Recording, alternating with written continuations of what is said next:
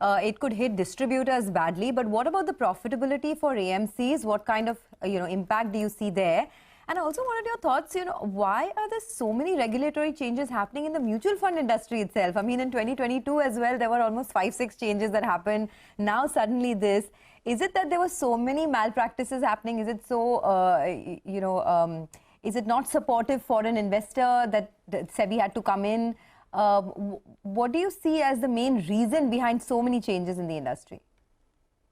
Look, so I'll take the second part first, Sonia. I think every industry goes through its phase of evolution, and so has the mutual fund industry evolved over last 20, 30 years.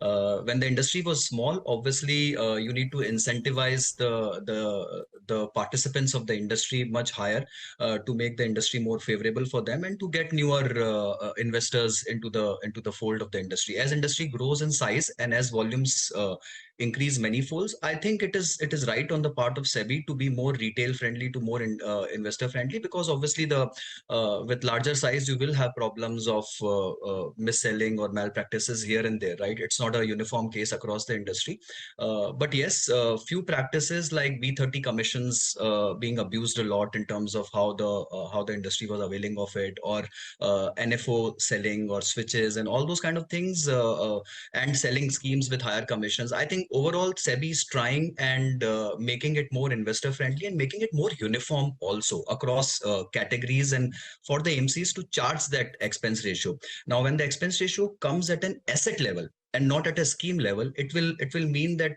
your aggregate equity AUM for a particular AMC will get charged at a particular price, right? So there is, and investors have full transparency what all costs are going into it, right? To answer your first part, Sonia, I think from an AMC's perspective, my sense is the cost remains similar. Whether the industry is able to gain more volume, more traction, attract more investors, I think that will lead them to higher profitability. The margin impact, and SEBI paper also clearly brings out the impact on the revenues of AMCs. I think it is shrinking by around 4 to 5%, if it is what the paper spells out, which is as per the computation of the paper, right? So it's not a very huge impact. I think the volumes can easily absorb it if the industry continues to gain momentum, scale, size, and if the industry participants perform. And I think to Manoj's point, the industry has become more benchmark hugging. If they can beat the benchmarks, charge that performance fee, charge that variable fee to the investors, then they will have immense amount of profitability. If they can actually do justice to the performance, then I think there is a lot of money to be made for all the participants, not just AMCs in the industry. All right, Mohit, thanks very much for joining us.